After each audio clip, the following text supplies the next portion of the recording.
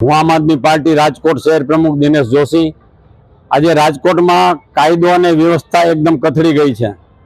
પ્રજા સામે સિંધમ અને ગુનેગારોની સામે ચિંગમ બનતી રાજકોટની પોલીસને કહેવા માંગુ છું કે તમે કાયદા અને વ્યવસ્થા જાળવી નથી શકતા અને રાત્રિ બજાર બંધ કરાવવા નીકળ્યા છો। શું રાત્રિ બજાર બંધ કરાવવાથી તમે ગેરંટી આપો છો કે ગુનો નહીં બને?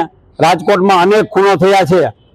તો આ પોલીસને હું કહેવા માંગુ છું કે તમે ત્યારે નેતાઓની ચાપલુસી કરવાને ઉઘરાણામાંથી નવરા નથી થતા, ત્યારે ગુના પ્રવૃત્તિ થાય છે। અને રાત્રે માણસો જ્યારે 8-9 વાગે ઘરે પહોંચે, બહાર ફરવા નીકળ્યા હોય, નાસ્તા પાણી કરતા હોય, તો એ લોકોને ત્યાંથી મારી અને કાઢે છે અને પોતાનો ભય ફેલાવે છે પોલીસ।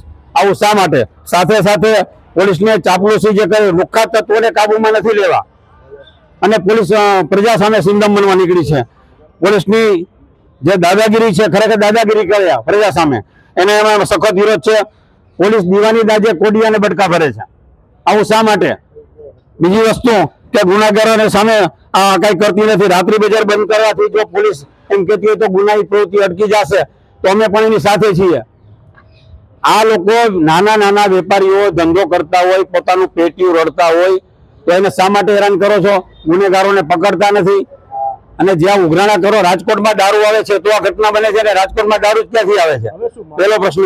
અમારી માંગણી એવી છે કે રાત્રિ બજાર જે છે 11 પછી લોકો રાત્રે 12-12 સુધી રહેતા વેપારીને, નાના વેપારીને ધંધો કરવા દો, એનું પેટી ઓળતા હોય અને એને ખોટી હેરાન ન કરો। તમારે જેને ખરેખર પકડવાના છે, જેની સામે ગુનો જે દાખલ કરવાનો છે, એની બદલે અહીંયા તમે વહીવટ કરી જે કઈ પતાવી લેતા હો, રાજકોટમાં છરીઓ ઉડે, બંદૂકોની ભડાકા થાય।